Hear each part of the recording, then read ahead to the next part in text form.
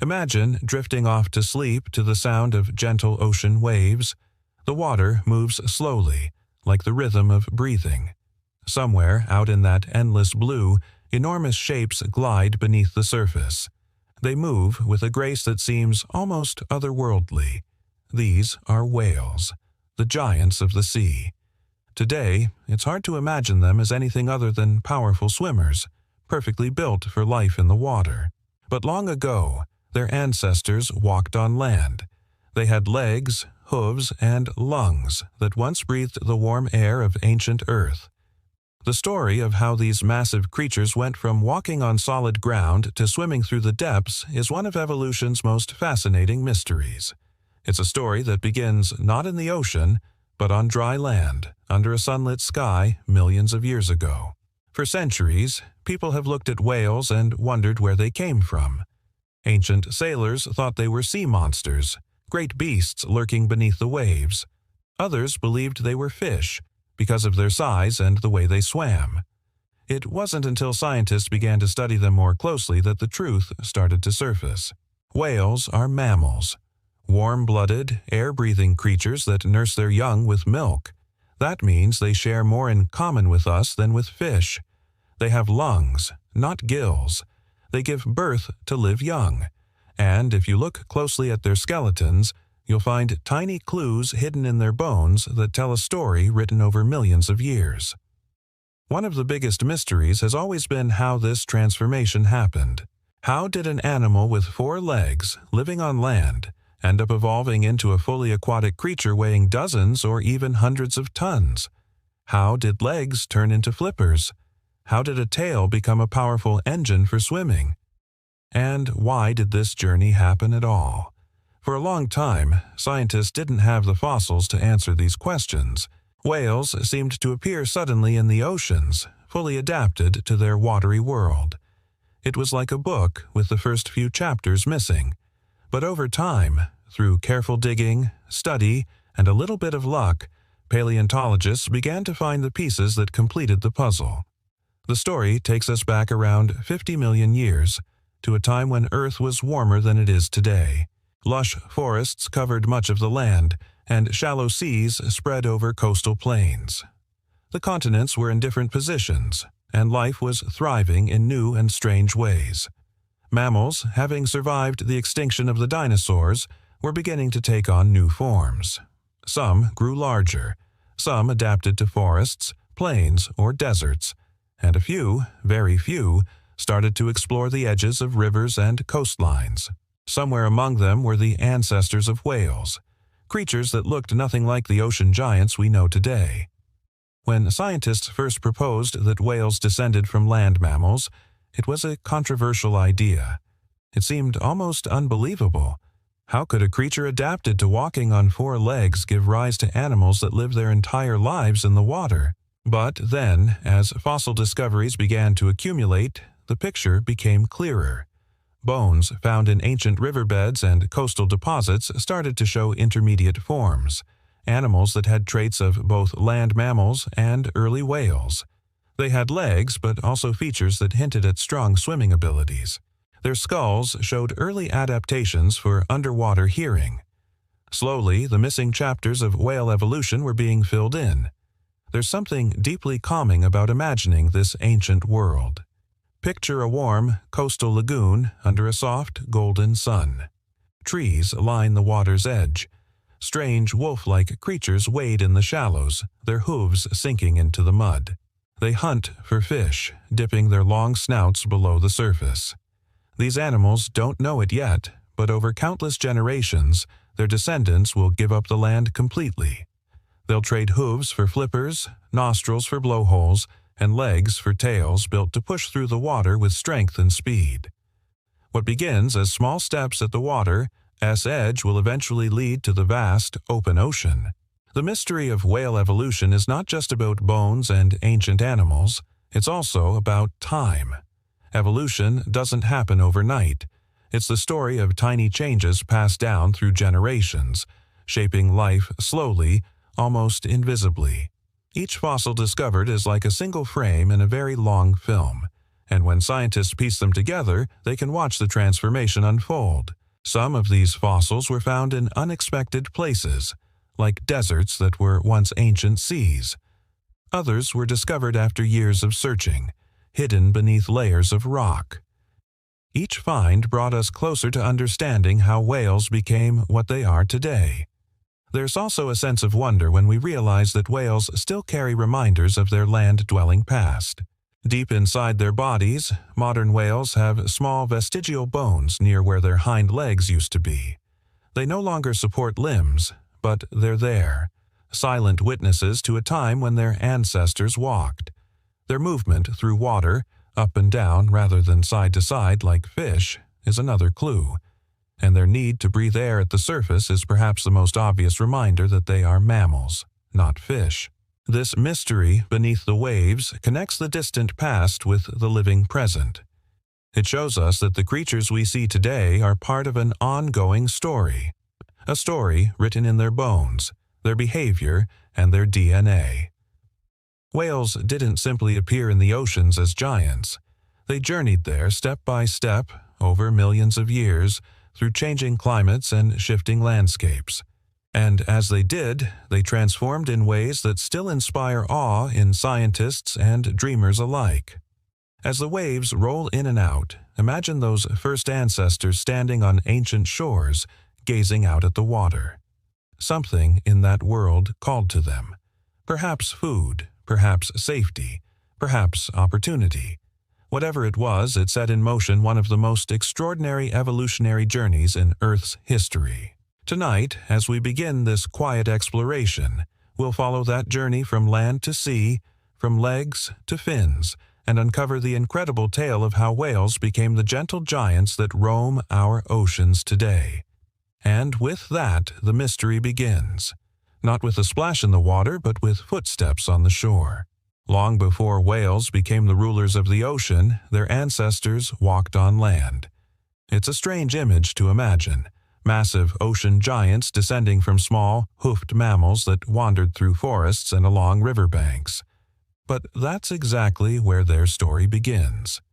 These early relatives were not swimmers, and they didn't have sleek, finned bodies. They had legs, hooves, and lungs that breathed the warm air of a very different world. Their story takes us back to a time when the Earth was a lush, tropical place, full of life and warm, shallow seas. About 50 million years ago, long after the dinosaurs had disappeared, mammals flourished. Some evolved into fast runners, grazing animals, and hunters. Others began to explore new environments like rivers and coastal lagoons.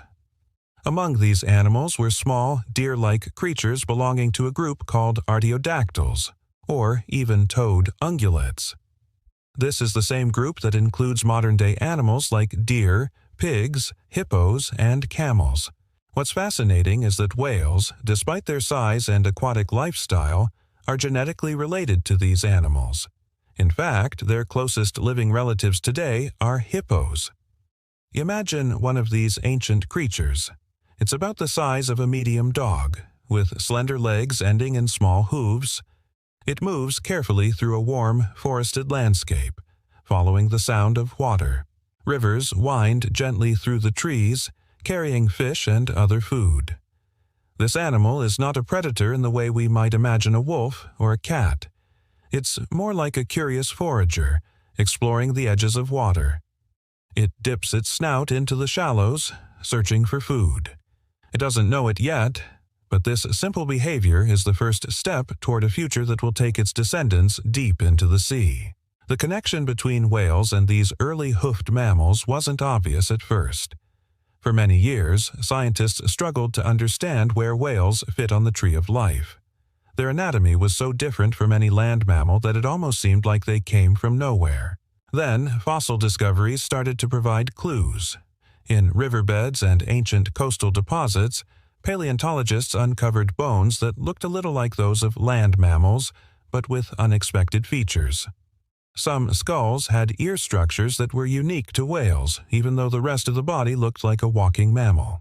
These were the first hints that whales were not always creatures of the sea. DNA evidence later confirmed what fossils suggested. whales are part of the artiodactyl family. More surprisingly, genetic studies revealed that hippos are their closest modern relatives. Hippos spend much of their time in water but still walk on land, and their internal anatomy shares surprising similarities with whales. This connection helped bridge the gap between modern whales and their ancient terrestrial ancestors, painting a clearer picture of a shared evolutionary past. It's fascinating to think that what eventually became the largest animals on Earth started out as relatively small land mammals. They didn't live in oceans or dive into deep waters. They lived in a warm, tropical world, where water was plentiful and food abundant along riverbanks. Over time, some of these animals began spending more and more time near the water. Perhaps it was easier to find food there. Perhaps it was safer from predators. Slowly, generation by generation, their relationship with the water deepened. This process didn't happen overnight. Evolution works in subtle ways, over millions of years. Tiny changes in behavior, like spending more time wading or swimming, can lead to physical adaptations. Over countless generations, legs might become stronger for paddling, nostrils might shift position, and bones might adapt to new ways of moving. It's almost like watching a story unfold in slow motion, where each chapter is written over thousands of years. When we picture whales today, we see smooth, streamlined bodies perfectly suited for swimming. But in their earliest chapters, their ancestors walked on hooves, stood beneath the sun, and wandered through green forests. Their bodies were built for land, not sea. And yet, somewhere in their genes, the potential for transformation was waiting. Their journey would take them from soft mud under their feet to open waves under their bellies. And it all started with creatures that most people would have never guessed were related to whales at all. The idea that whales came from hoofed mammals is one of those scientific revelations that feels almost like uncovering a hidden family secret. On the surface, they seem so different. One roams the forest, the other glides through the ocean. But deep in their bones, and even deeper in their DNA, the connection is undeniable. It reminds us that evolution often works in surprising ways. The biggest changes can come from the most ordinary beginnings. As the ancient ancestors of whales stood at the edges of rivers, dipping their heads into the water, they were unknowingly setting the stage for one of the most incredible transformations in the history of life on Earth. This was the beginning of their long, slow journey from land to sea. And though it would take millions of years, the story had already begun with those first cautious steps toward the water. Close your eyes for a moment and imagine stepping back in time. Not just a few centuries, but 50 million years ago. The world you'd find yourself in would feel both familiar and completely alien. The air would be warm and heavy, carrying the scent of lush forests and wet earth. There would be no ice caps at the poles, no freezing winds sweeping down from the Arctic. Instead, the planet was blanketed in warmth, with tropical and subtropical climates stretching far beyond what we see today. Seas reached into places that are now dry land, and coastlines looked entirely different. It was a world in which life flourished in every corner, evolving in ways that would shape the future. This was the early Eocene epoch, a time when Earth's climate was much warmer than it is today. Average global temperatures were significantly higher, and the poles were free of ice. Forests grew near what are now polar regions, creating environments where strange creatures roamed. Rivers were wide and slow. Coastal areas were shallow and rich in vegetation, and the seas teemed with fish, mollusks, and early forms of marine life. It was in this warm and welcoming world that the ancestors of whales began their gradual journey toward the water. Imagine walking through one of these ancient forests. The trees are tall and leafy with vines hanging from their branches. The sunlight filters through in a soft, golden glow. The air is humid, almost thick, and you can hear the sounds of insects, birds, and the distant calls of mammals echoing through the canopy. This is not the world of humans. No cities, no machines, no signs of modern civilization. It's a thriving natural landscape, where life moves to the rhythm of the seasons and the sun, If you walked closer to the coast, you'd find wide estuaries and shallow lagoons, perfect for supporting an abundance of creatures. Fish dart through the clear water, while turtles bask on muddy banks. Crocodile-like reptiles patrol the edges, waiting for their chance to strike. Among these wetlands, small hoofed mammals begin to appear, cautiously moving toward the water's edge. These are the ancestors of whales. They live in a world of plenty, where the boundaries between land and sea are gentle and blurred. The geography of the Earth was different back then. Continents were still drifting toward their modern positions. India was moving north toward Asia, creating geological forces that would one day form the Himalayas. The Atlantic Ocean was widening as the continents continued to separate. South America and North America were not yet fully connected, and the seaways between continents allowed warm ocean currents to circulate freely. This circulation helped keep the global climate warm, making the coastal environments ideal habitats for creatures that lived at the interface of land and sea. This warm, swampy, forested world provided the perfect stage for evolutionary experimentation. For animals living near rivers and coastlines, water was a source of food and safety. Fish, crustaceans, and other aquatic animals were plentiful. Predators on land could be avoided by slipping into the water.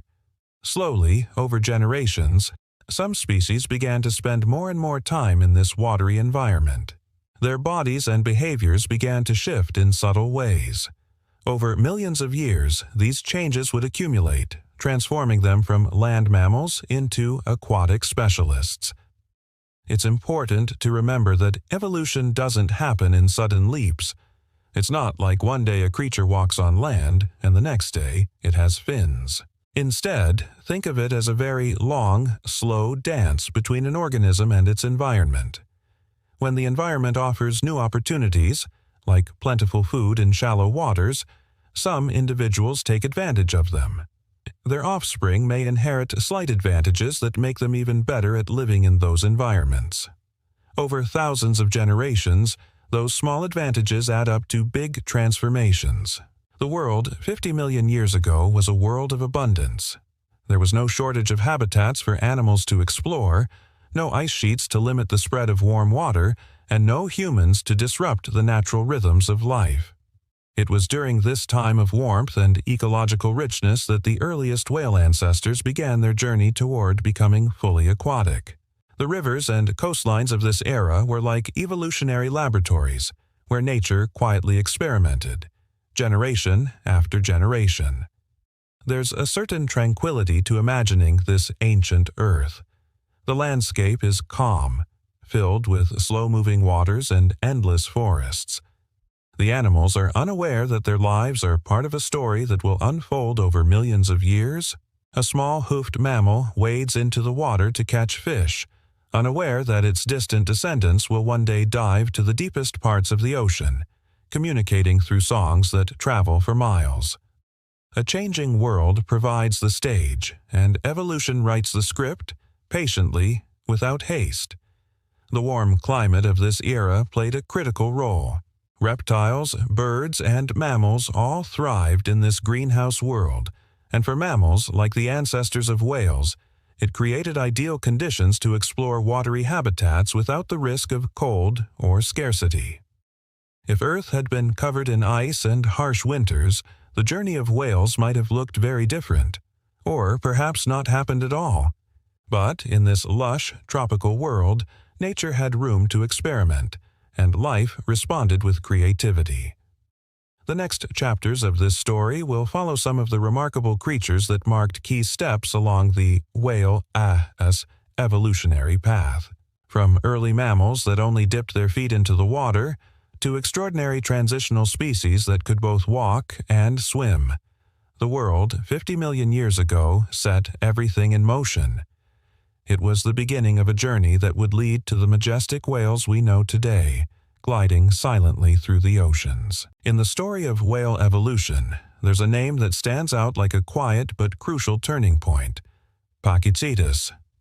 Discovered in the fossil-rich regions of Pakistan, this animal was not a whale in the way we know whales today, but it carried the first unmistakable signs of what was to come. When scientists uncovered its remains, they didn't find the sleek body of a swimmer. They found something that looked at first glance like a small land-dwelling mammal. But when they examined its skull, they realized they were looking at the earliest known ancestor of whales. Pachycetus lived around 50 million years ago, in the early Eocene epoch. The world was warm and full of shallow seas and river systems, perfect for creatures that spent their lives near the water.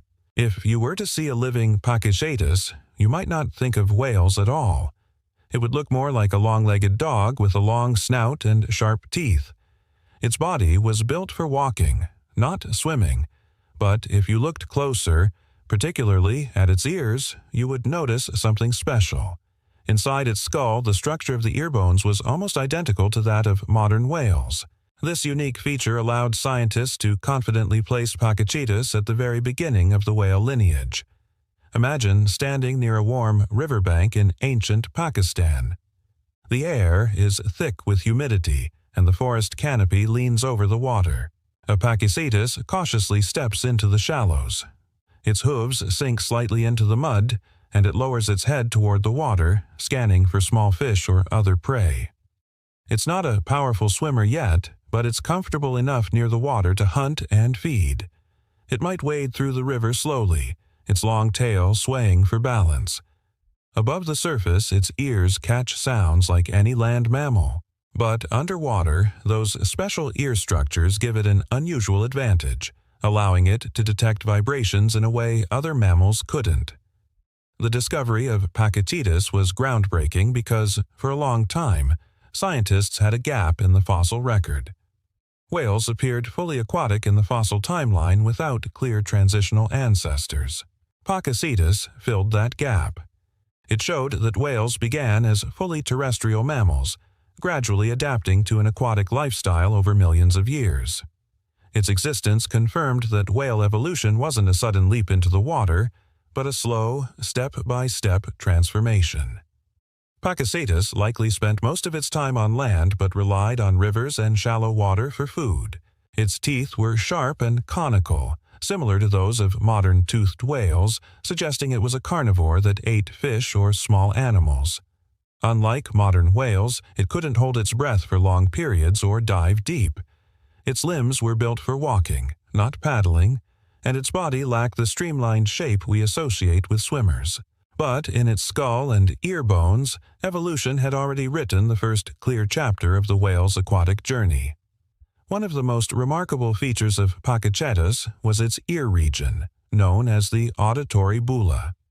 This bone structure was thickened in a way that is unique to whales, allowing them to hear underwater efficiently. No other land mammals had this feature. It's like a quiet evolutionary signature, a hidden message that says, "This is where the whales begin." Even though the rest of Pachycetus looked like a typical land mammal, this one trait gave scientists the clue they needed to link it directly to the whale family. The landscape where Pachycetus lived was different from today's Pakistan.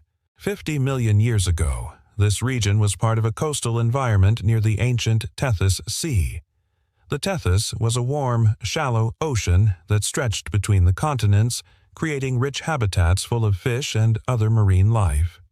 Rivers flowed into this sea, creating estuaries and lagoons, perfect hunting grounds for animals like Pachycetus. This setting made it easier for creatures living near the water to gradually adapt to aquatic life. They didn't have to leap into the deep ocean all at once. They could take small steps, generation by generation, moving from riverbanks to estuaries and eventually to the open sea. Pachycetus represents a moment of balance between two worlds. It still walked confidently on land, but its anatomy whispered of the sea. Its descendants would take those whispers and turn them into songs that echo across oceans. It's humbling to think that every whale alive today, from the smallest porpoise to the mighty blue whale, can trace its lineage back to animals like Pachycetus walking along warm, ancient rivers. Scientists didn't find Pachycetus all at once. Its fossilized remains were discovered in fragments, skulls, teeth, bits of bone, scattered through ancient river sediments. Over time, paleontologists carefully pieced them together, like solving an ancient puzzle. Each bone revealed something new, something that connected whales to their land-dwelling ancestors. As more fossils were found, the picture became clearer and the story became undeniable. If we could watch time pass and fast forward, we'd see Pachycetus and its relatives slowly adapting. Each generation spends a little more time in the water, finds more food there, learns to swim a little better.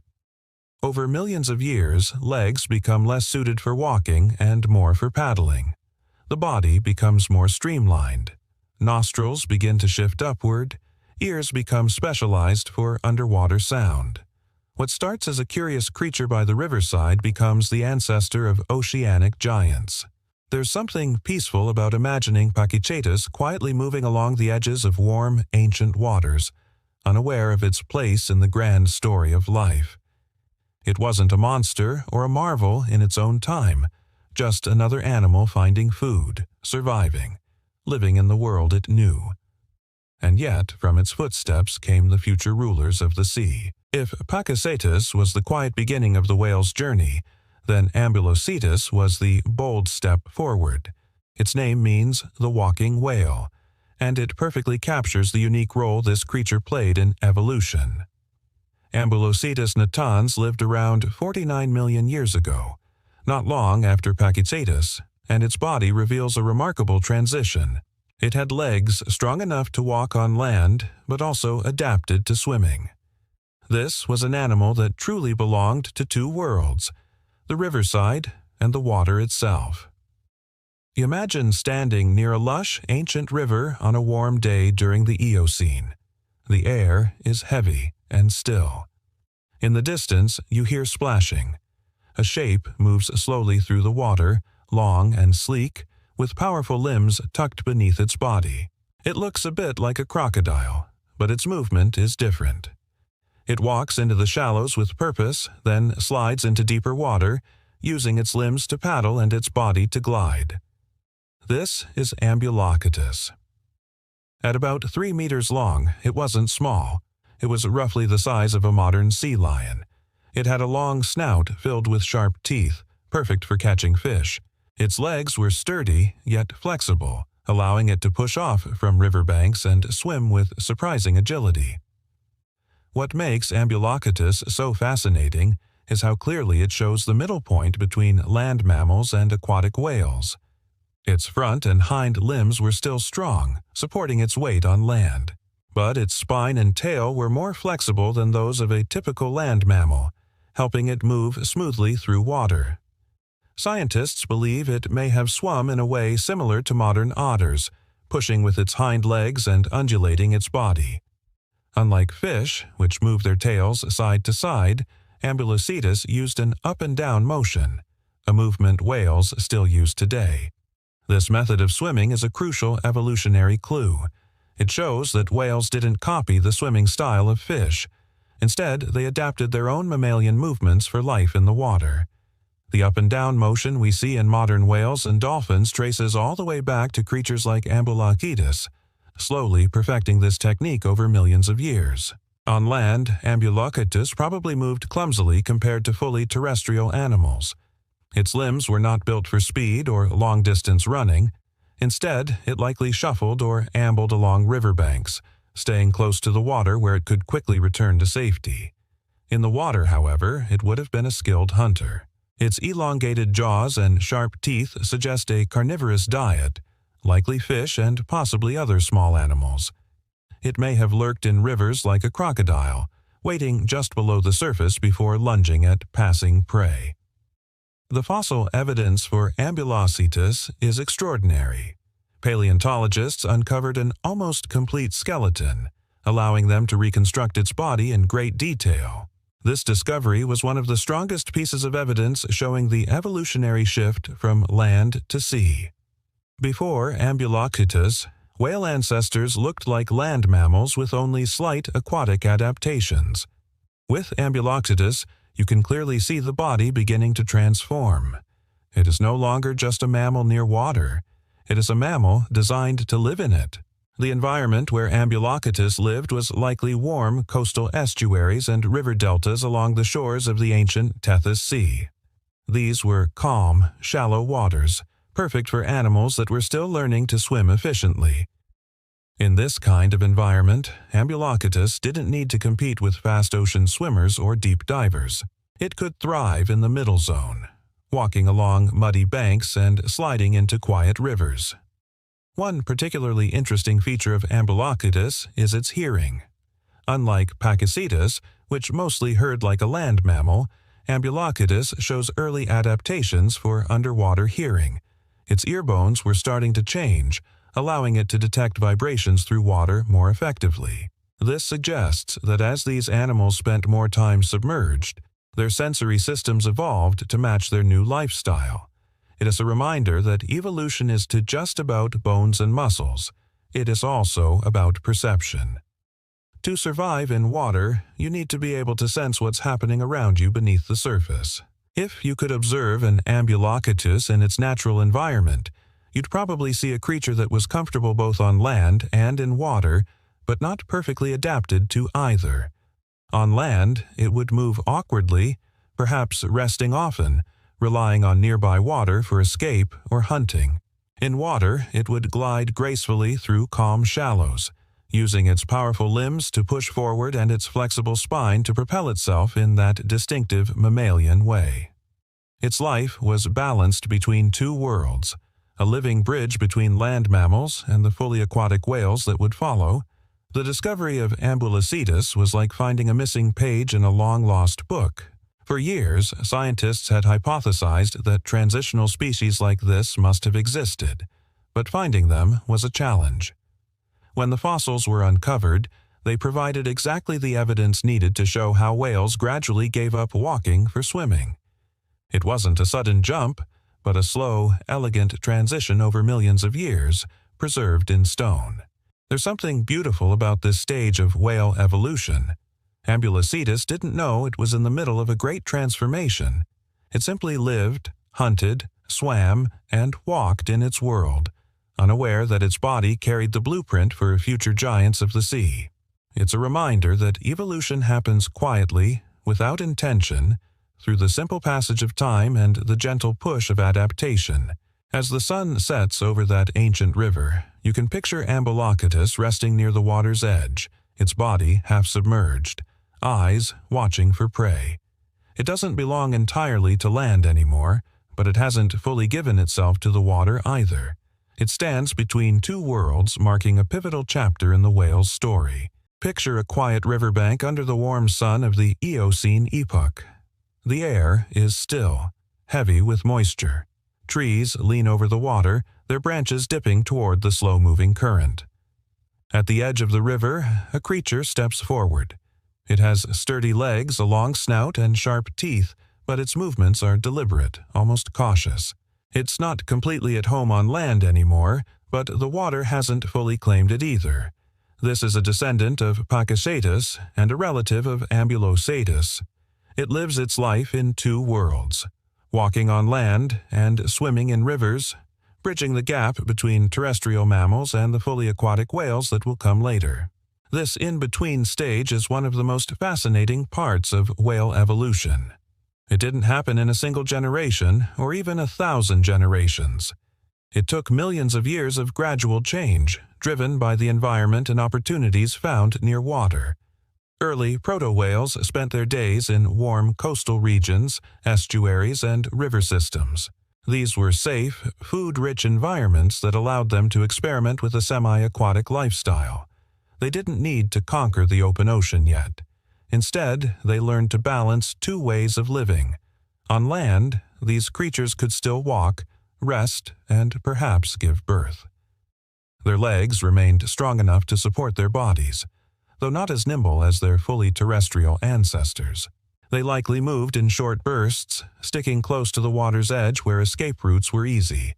The land provided safety at night and access to different food sources. In the water, however, they discovered something new. Here, they could hunt fish and other aquatic animals, using their flexible spines and powerful limbs to swim. They could glide through warm shallows where predators on land couldn't follow. This dual lifestyle required a unique set of adaptations. Their senses began to shift. Hearing started to evolve for underwater detection. Their nostrils slowly migrated upward, setting the stage for the blowholes seen in modern whales. Their limbs changed in subtle ways, still bearing weight on land, but becoming more paddle-like for swimming. Even their eyes adjusted, adapting to environments where light bends differently underwater. Every part of their body was slowly being reshaped by this new way of life. Imagine watching one of these creatures resting on a muddy riverbank. Its body is damp, its breathing slow and steady. When it senses movement in the water, it slips in almost silently, leaving only ripples behind. Beneath the surface, its movements become more fluid, as if the water brings out a hidden grace. It might chase a school of fish or quietly patrol the riverbed. Then, when it tires, it climbs back onto land to rest in the warm sun. This rhythm, between water and land, between swimming and walking, defines its existence. For scientists, these semi-aquatic ancestors are crucial. They show that whale evolution wasn't an abrupt leap but a long, natural progression. Life between two worlds allowed these animals to slowly acquire the traits they needed to thrive in water without giving up the safety of land too soon. This balance gave them time to adapt to new hunting methods, new ways of moving, and new ways of sensing their surroundings.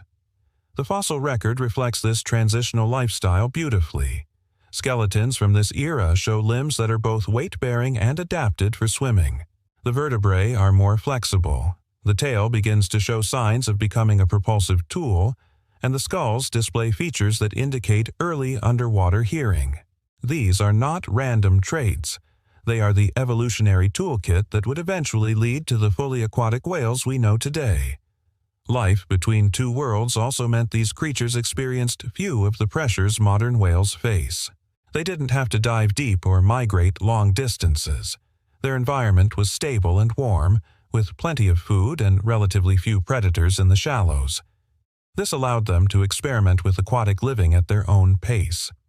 Over generations, those better suited to swimming survived and passed on their traits, gradually tilting the balance more toward life in water. It's almost poetic to imagine this stage. These animals weren't half-evolved or awkward mistakes. They were perfectly adapted to their unique niche. They didn't need to choose between land and sea. They mastered both. In their own time and place, this lifestyle was the best of both worlds. They were hunters, foragers, and explorers of coastlines that no longer exist today, moving gracefully through a landscape that bridged two realms. As the Eocene epoch continued, these transitional forms would give rise to species that spent less time on land and more time in water. Their limbs would shrink, their tails would strengthen, and their bodies would stretch and streamline. But before that happened, there was this quiet, balanced chapter, a moment in evolutionary history when whale ancestors walked in the morning and swam in the afternoon, perfectly at ease in both places. The world they lived in was warm, stable, and filled with opportunity. It gave them the space to change slowly, to explore, to adapt without rushing. In this way, life between two worlds became the bridge that carried them from the shores of ancient rivers to the vastness of the open sea. Imagine standing on the edge of an ancient shoreline around 47 million years ago. The warm Eocene sea stretches out before you, calm and shimmering in the sunlight. A breeze moves across the water, carrying the faint sounds of splashes and distant calls of animals you would never recognize. And then, from beneath the surface, a creature rises. A long body glistening with water, its movements confident and fluid. This is Rhodhocetus, one of the most iconic transitional whales. Unlike its more hesitant ancestors, Rhodhocetus has answered the call of the sea. Rhodhocetus lived in what is now Pakistan, an area that at the time was covered by warm, shallow seas. It was a creature perfectly adapted for both swimming and moving on land, but its body tells us that water had become its true home. Its limbs were still present, but smaller and more paddle-like. Its tail was longer and more muscular, allowing it to generate thrust as it swam, and its body was more elongated, giving it a streamlined shape that made gliding through water easier and faster. Unlike earlier ancestors who spent much of their lives on riverbanks, Rhodhocetus likely ventured farther into open waters. It could dive, hunt, and navigate with much more skill. Its nostrils had moved farther up its snout, a clear step toward the blowholes that modern whales use today.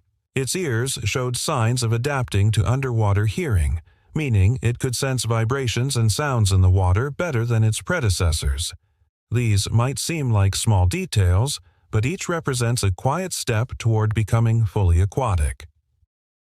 Picture Rhodhocetus moving through warm, shallow seas, using a combination of limb paddling and tail movement. It doesn't swim like a fish. It moves its spine up and down, a motion that modern whales still use. This unique style of swimming was inherited from its land mammal ancestors, but perfected in water. If you were to watch it from above, you'd see a creature that no longer looked awkward between two worlds. Instead, it moves with purpose, diving after fish, navigating through underwater currents, and surfacing gracefully to breathe. On land, Rhodhocetus was still capable of movement, but less efficient. Its limbs were too reduced for quick running or long travel. It may have come ashore to rest, give birth, or escape predators, but its true advantage was now in the water. This shift marks an important moment in evolution. The balance between land and water had finally tipped. Rhodhocetus represents a generation that embraced the sea not just as a refuge, but as a home. The environment played a huge role in this transformation. Warm coastal seas offered abundant food, fewer large predators, and stable climates. These conditions encouraged species like Rhodhocetus to stay longer and venture farther into the ocean. Generation after generation, traits that favored swimming and diving became more dominant. Stronger tails, more efficient lungs, better underwater hearing. Each was selected naturally, not through sudden change, but through quiet, consistent adaptation over millions of years. It's fascinating to imagine daily life for Rhodhocetus. At dawn, it might swim near the surface, scanning for schools of fish or squid. Its sensitive hearing could detect movement in the water before its eyes saw anything. When it hunted, it moved silently, using bursts of speed generated by its powerful tail. After feeding, it might float peacefully, breathing in the warm air before diving again. It was no longer a visitor in the ocean. It was part of it. The fossil evidence we have for Rhodhocetus is remarkable. Scientists have found skulls, vertebrae, limbs, and even parts of the pelvis that tell the story of this transition. The pelvis was no longer firmly connected to the spine, indicating that strong land locomotion was no longer necessary. The limbs were capable of paddling but not walking long distances. The vertebral column showed flexibility ideal for swimming. All of these details, preserved in stone for millions of years, tell us that Rhodhocetus was at home in the sea. Rhodhocetus also represents something poetic in evolution. It's the moment when hesitation gives way to commitment. Its ancestors tested the water, Rhodhocetus dove in, and from this leap came a lineage that would never return fully to land again. Over time, descendants of creatures like Rhodhocetus would lose their hind limbs entirely, develop stronger tails, and evolve lungs and physiology capable of long dives and deep-sea journeys. When you imagine Rhodhocetus gliding beneath the waves, you're looking at the blueprint for modern whales. Not yet the giants we know today, but the foundation had been laid.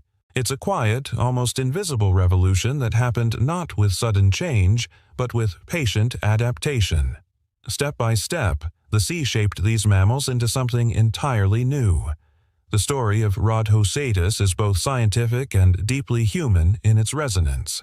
It reminds us that great transformations often happen gradually, through countless tiny choices and adaptations, each building upon the last. Just as rivers carved valleys over eons, evolution shaped this creature's body to fit a new world. As the sun sets over that ancient Eocene sea, Rhodhocetus disappears beneath the surface, leaving behind only gentle ripples. In that moment, the ocean has gained a new resident, one that will eventually give rise to some of the most extraordinary animals ever to live on Earth. Imagine watching generation after generation of creatures like Rhodhocetus living along the coastlines.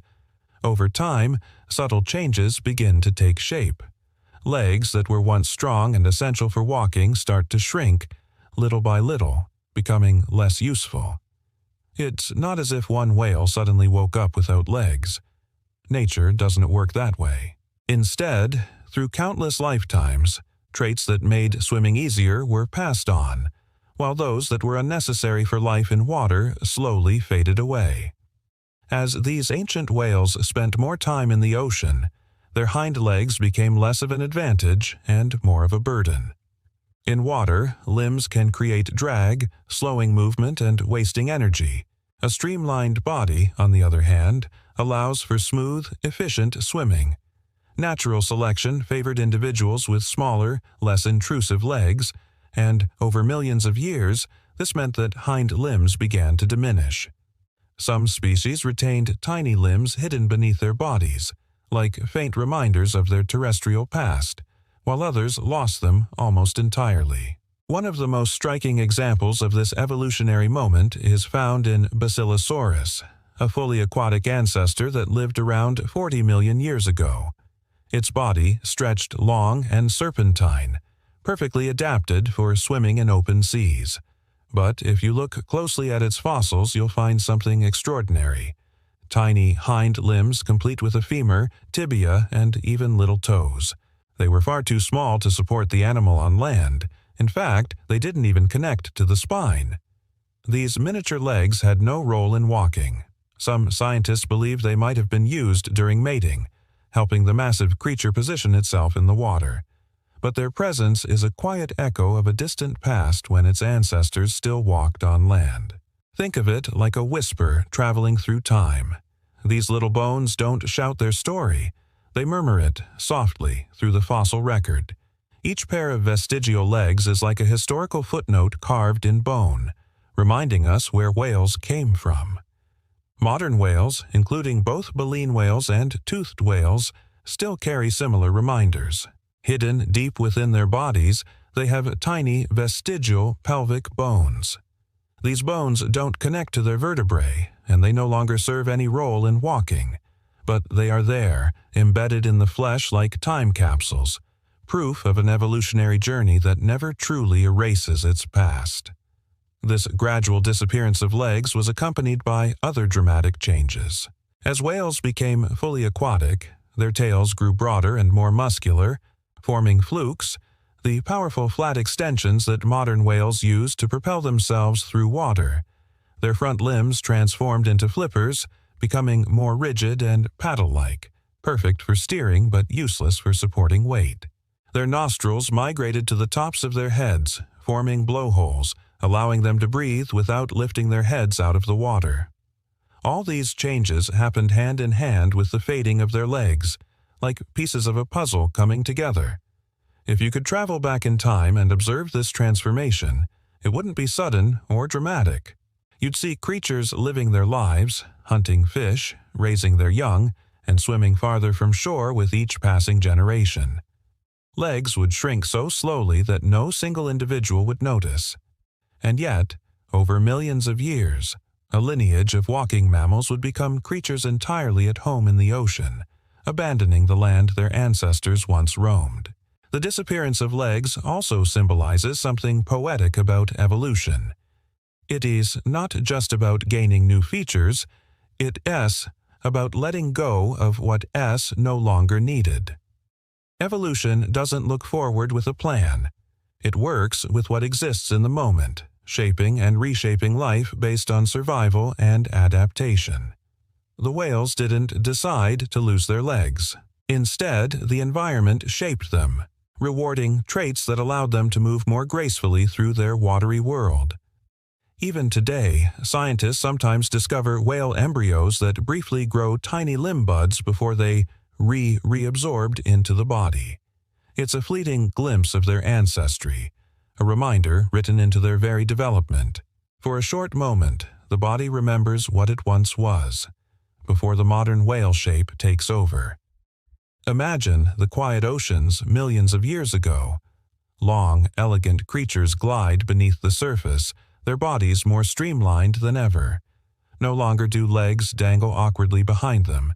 Instead, their tails power them forward, and their flippers guide them smoothly. They dive deep, swim far, and live entirely in a world of water. The legs that once carried their ancestors over land have faded into memory, silent witnesses to one of evolution's most graceful transformations. By the time whales reached this stage, the separation from their land-dwelling ancestors was complete. The ocean had fully claimed them, shaping every part of their anatomy. Their legs didn't vanish overnight, but through the slow and patient work of time. What remains today are only faint traces, both in fossils and in their bodies, of the legs that once were. Imagine standing on a warm, ancient coastline, about 50 million years ago. The air is humid, the forests are dense, and rivers wind their way lazily into wide, shallow seas. Along the edges of these waters, creatures roam, some with hooves, some with long snouts and sharp teeth, some curious enough to dip their legs and noses into the waves. These are the ancestors of whales, and they are living in a time of abundance and opportunity. The land during this period was already home to many predators and competitors. Large mammals, reptiles, and birds all shared space and resources.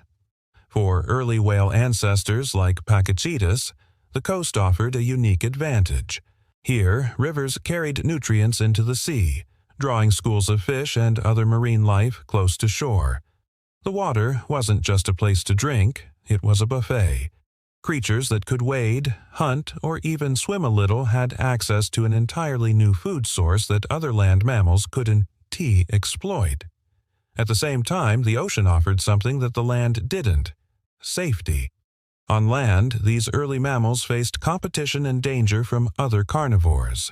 In the water, they could escape many of these threats. Even if they weren't expert swimmers yet, being in the shallows gave them a survival edge. Over time, the individuals that were better at swimming could stay in the water longer, hunt more effectively, and avoid predators more easily. Those traits were passed on, generation after generation. There was also another factor: the climate. The Eocene era was a warm period in Earth's history. There were no polar ice caps, and sea levels were higher, flooding large areas of land. Coastal environments were vast and teeming with life. Shallow seas stretched far inland, creating safe, warm, food-rich spaces where semi-aquatic life could thrive. For early whales, this meant they didn't have to venture far to find both security and sustenance. One of the most compelling ideas scientists propose is that whales moved into the water not because the land was failing them, but because the ocean was offering them more. It wasn't a desperate escape, it was an opportunity. By exploring this new world, they found a niche where they could thrive, and as their bodies slowly adapted to this environment, they became better hunters, stronger swimmers, and more specialized in ways that gave them clear advantages over their land-based relatives. Think of it like a slow migration, not a sudden leap. Imagine generation after generation of creatures spending a little more time in the water, first to feed, then to rest, then to give birth, then to live. Over millions of years, the relationship flipped. The ocean became home, and the land became a place they visited less and less until, eventually, it was abandoned entirely. It's also possible that reproduction played a key role. Shallow, protected coastal waters may have provided a safer environment for giving birth and raising young. On land, newborns could be vulnerable to predators. In the water, they could be hidden away in calm lagoons, away from danger. Animals that adapted to give birth in these watery nurseries might have had better survival rates, pushing the species further toward aquatic life. The ocean environment itself encouraged changes in their bodies. Swimming required different muscles, different bone structures, and different ways of breathing. Over time, legs transformed into flippers, tails became stronger, and lungs adapted for long dives. These changes didn't happen because the animals wanted to live in water. They happened because the individuals who could handle water better survived and passed on those traits. It's fascinating to think that the ancestors of whales were an ET forced into the sea by disaster or famine, but instead followed a path of opportunity. The ocean was rich, warm, and welcoming. It allowed them to escape predators, find abundant food, and raise their young in relative safety. The more they adapted to this lifestyle, the less they needed their terrestrial abilities. Walking turned into paddling. Paddling turned into swimming. Swimming turned into mastery of the deep. And eventually, there was no turning back. When you picture the first true whales gliding through the ancient seas, it's easy to imagine that this was always meant to happen. But in reality, it was a series of quiet choices written in DNA over millions of years. Each generation spent a little more time in the water than the one before, until the land became a memory etched only in vestigial bones and fossilized footprints. So, why did whales leave the land? The answer is simple and yet profound. The ocean offered them more food, more space, more security, more opportunity, and through the slow, powerful force of evolution, they transformed from land mammals into the giants of the sea we know today. If you look at a whale today, with its smooth, streamlined body and strong flippers, it's almost impossible to imagine it once walked on land. But hidden within its bones is the entire story. Over millions of years, legs became paddles, tails became engines, and the body reshaped itself to glide through water with incredible grace. This transformation didn't happen through sudden leaps. It was the slow work of evolution, shaping one tiny detail at a time. The first major change was in the front limbs. Early whale ancestors like Pachycetus and Ambulocetus used their legs to walk on land and paddle through shallow waters. As they spent more time in the water, the structure of their limbs began to shift. The bones became shorter and broader, better suited for pushing against water rather than supporting body weight. Joints stiffened, limiting their flexibility on land but making their movements more stable in water. Over time, these front limbs flattened and widened, eventually turning into what we recognize today as flippers. Unlike a fish's fins, flippers are built on the same basic bone structure as any mammal's hand. If you could look beneath the skin of a whale's flipper, you'd find a humerus, radius, ulna, and even finger bones. It's like a human hand wrapped tightly in a glove of muscle and skin, optimized for steering rather than grasping. These flippers act like rudders, helping whales maneuver through water with precision, whether they're twisting, diving, or gliding. The hind limbs, meanwhile, were on a very different journey. As whales became more aquatic, these back legs slowly shrank. At first, they were still visible and used for occasional movement on land. But as whales adapted fully to ocean life, these legs lost their function entirely. Evolution doesn't remove bones overnight. It simply stops reinforcing traits that are no longer useful. Generation after generation, the hind limbs grew smaller until, eventually, they were hidden beneath layers of muscle and skin. In modern whales, they exist only as tiny vestigial bones, floating deep inside the body like echoes from another time. The tail underwent a remarkable transformation as well. Early ancestors had long, flexible tails, but no flukes. As they spent more time swimming, the tail became the primary engine for movement. Muscles grew stronger, vertebrae became specialized for powerful up and down motions, and eventually, horizontal flukes evolved. Unlike fish, which move their tails side to side, whales move their tails vertically. This unique motion comes directly from their mammalian ancestry. What began as a simple appendage became a powerful, elegant tool for propelling enormous bodies through water. The spine also changed dramatically. On land, a mammal's spine is built to support its body against gravity. But in water, buoyancy takes care of weight, and the spine can focus on flexibility. Ancient whales developed longer, more flexible vertebral columns, especially in the tail region. This allowed them to generate strong, wave-like movements to drive themselves forward. The once rigid, weight-bearing structure of their backs became a flowing line of power, perfectly adapted for swimming. These physical changes didn't even just make whales better swimmers. They redefined their entire way of interacting with the world. With flippers for steering and tails for speed, whales could navigate vast distances, dive to incredible depths, and explore parts of the ocean inaccessible to land animals. Their noses moved to the top of their heads, forming blowholes, allowing them to breathe efficiently at the surface without lifting their heads. Their eyes adapted to underwater vision. Their ears evolved to detect sound through water more than through air. Every part of their body shifted to match the demands of their new environment. What is especially beautiful about this transformation is how nature repurposes existing structures rather than creating entirely new ones. The bones in a whale's flippers are the same bones in your hand. The tail flukes evolved from extensions of the spine, not from something entirely different. Evolution is like a sculptor, slowly reshaping the same block of material over and over until something new emerges. Whales didn't discard their past. They built upon it. If you were to observe this transformation over millions of years, it would be like watching a slow dance. Each generation glides a little farther, swims a little better, breathes a little easier. Legs become flippers not because of a single dramatic moment, but because of countless small changes that together created one of the ocean's most magnificent creatures. Even in modern whale embryos, we can still see traces of this story.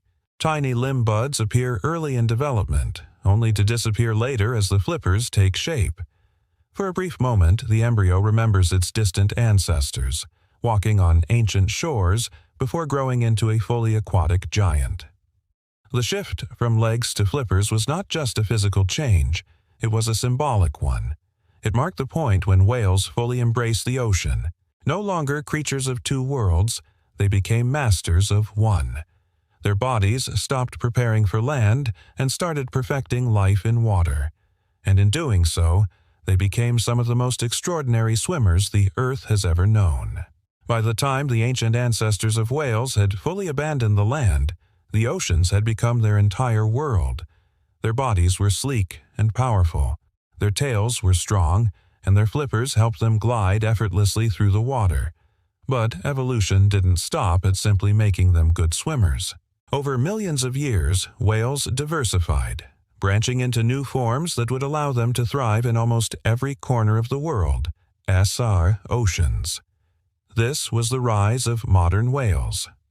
Scientists believe this diversification began around 34 to 23 million years ago, during the Oligocene epoch. The Earth was cooling, ocean currents were shifting, and new ecosystems were forming. These environmental changes created fresh opportunities, and whales adapted in two very different directions. One lineage developed specialized teeth, echolocation abilities, and active hunting strategies. The other grew massive, developed baleen plates, and evolved filter feeding, a way to consume enormous amounts of small prey like krill and plankton. These two paths gave rise to the toothed whales and the baleen whales. The toothed whales, or odontocetes, became the hunters.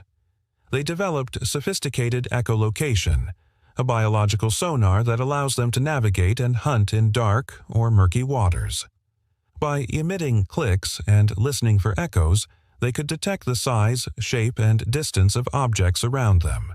This gave them an incredible advantage, especially in deep or dimly lit parts of the ocean where vision was limited. Toothed whales include dolphins, porpoises, orcas, sperm whales, and many other species known for their intelligence and agility.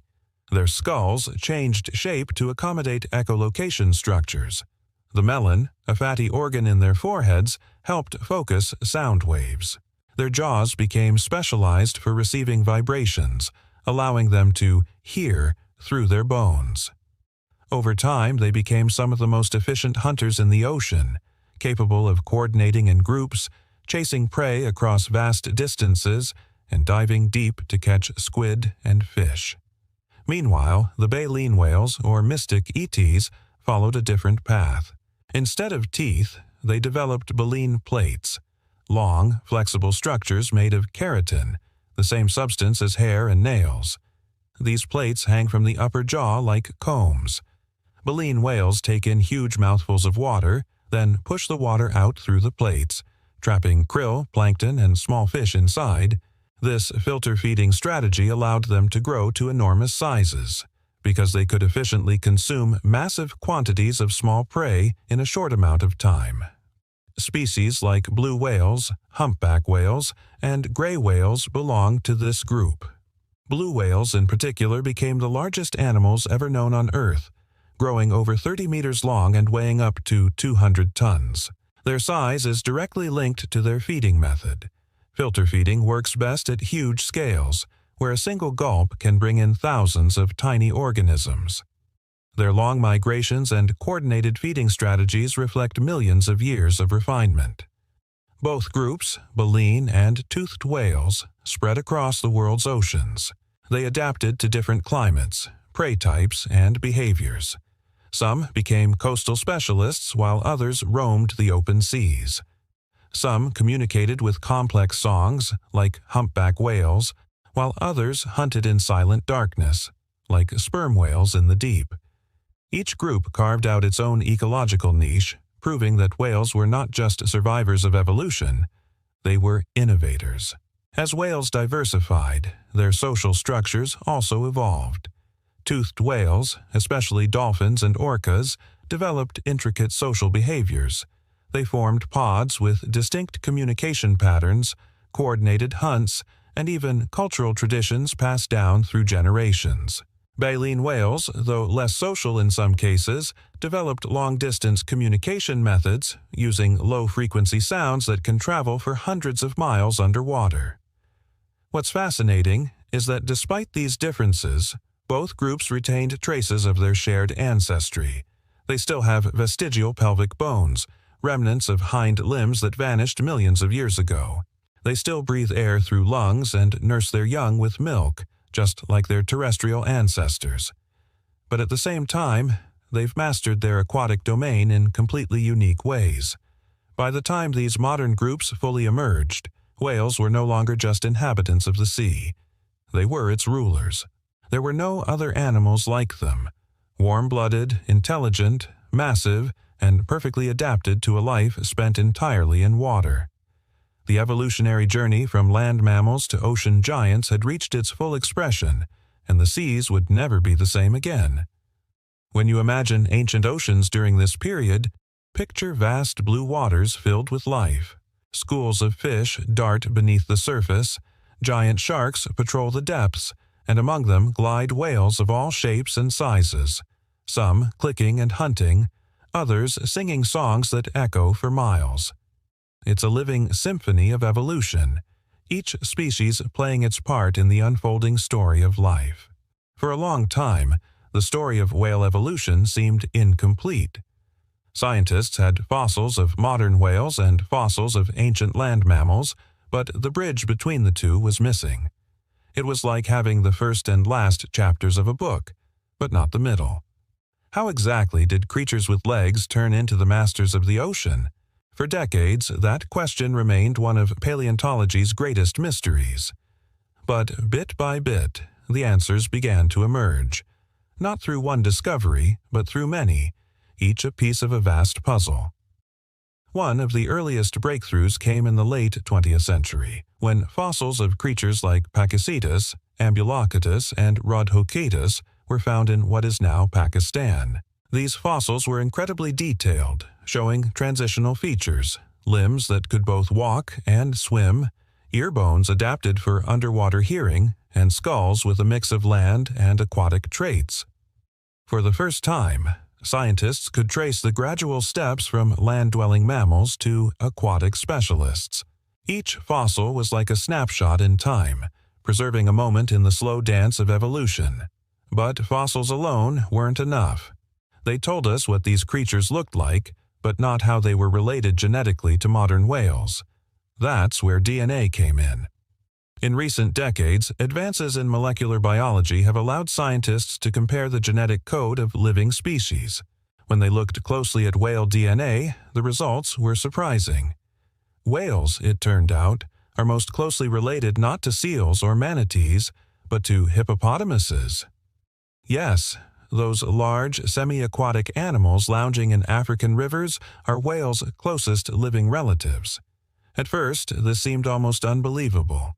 Hippos and whales don't look anything alike. One has stubby legs and lives in shallow rivers, the other has flippers and roams the open ocean.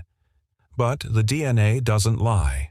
Genetic studies showed that whales and hippos share a common ancestor that lived around 55 million years ago. This ancestor likely lived near the water, giving rise to two lineages. One that would become modern hippos, and another that would venture fully into the sea and evolve into whales. Fossils later backed up this genetic evidence. Paleontologists discovered early whale ancestors that had ankle bones almost identical to those of ancient artiodactyls, the group that includes hippos, deer, and cows. This confirmed that whales are part of this larger mammal family. The combination of DNA analysis and fossil evidence painted a picture far more detailed than either could on its own. It was as if science had finally found the missing pages of the book. Modern technology continues to reveal surprises. CT scans of fossilized skulls show how inner ear structures changed over time to adapt to underwater hearing. Computer modeling helps scientists reconstruct how ancient whales might have swum.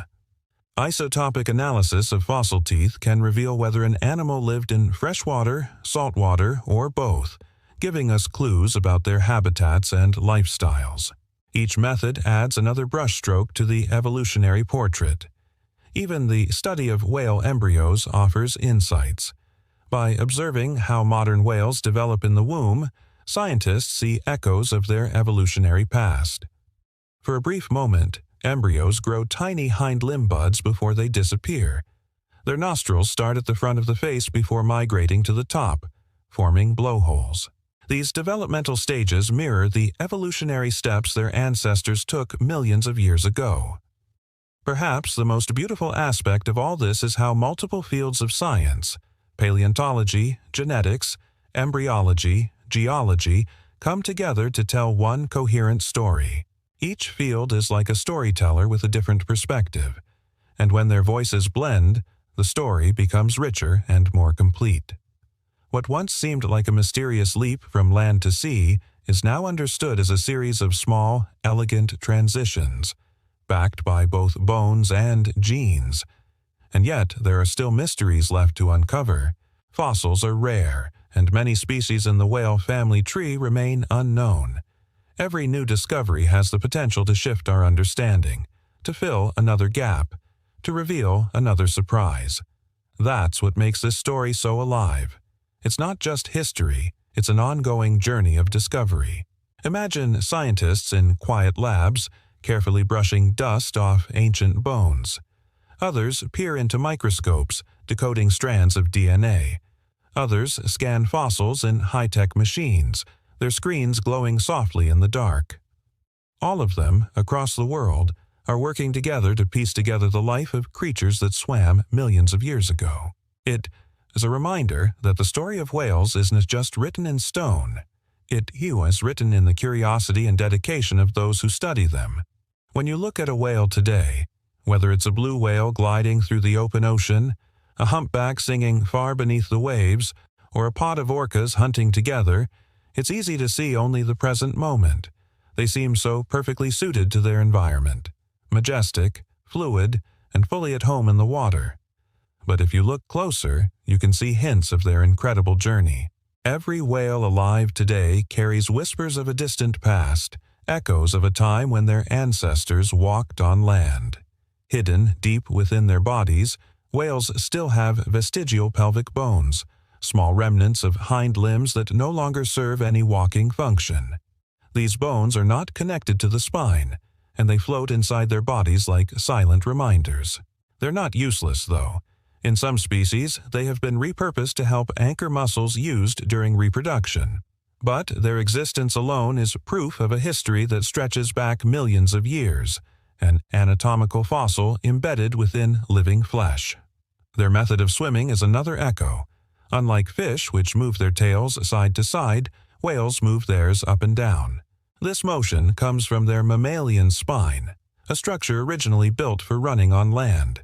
Over time, it adapted for the water, but the basic movement remains.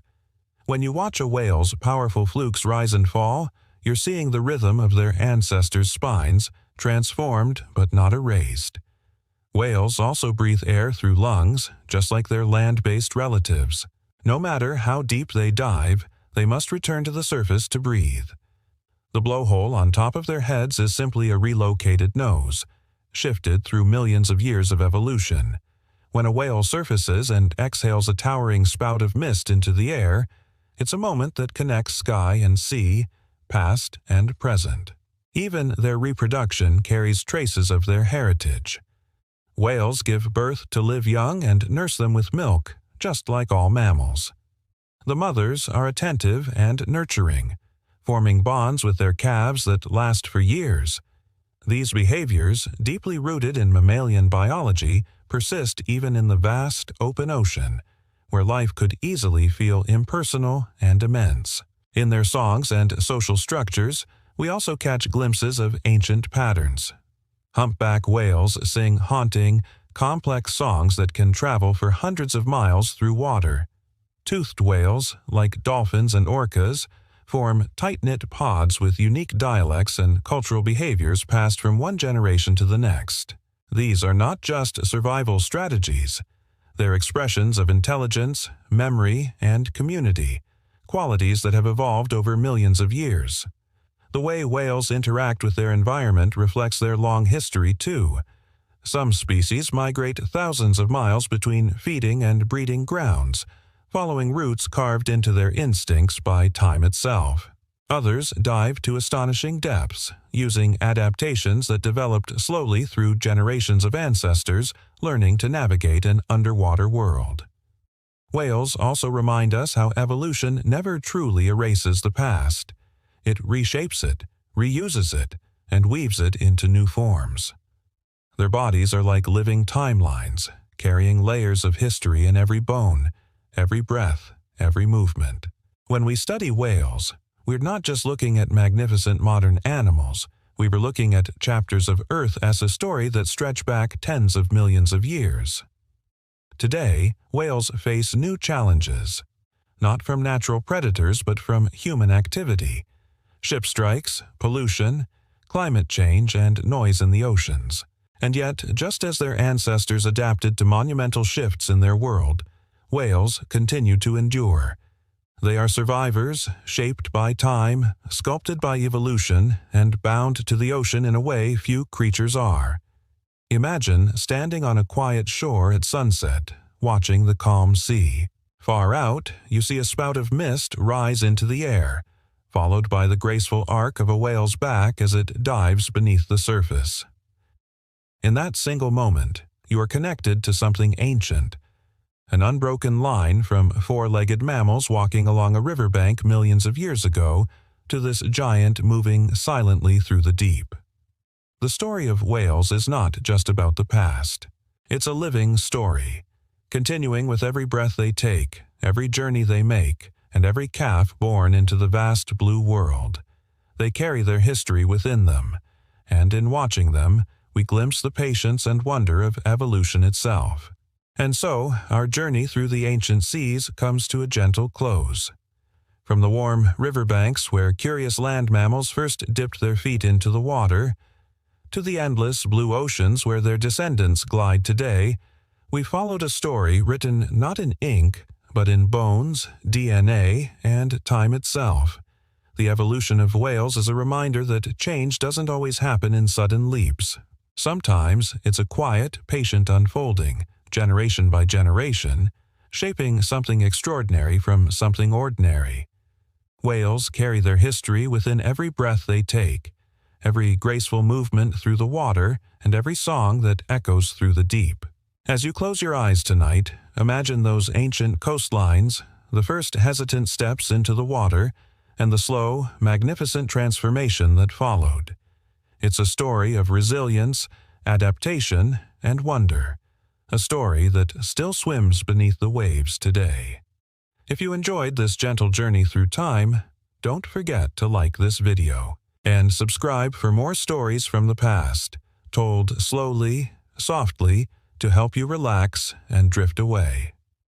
Until next time, sleep well, and may the quiet rhythm of the ocean carry you into peaceful dreams.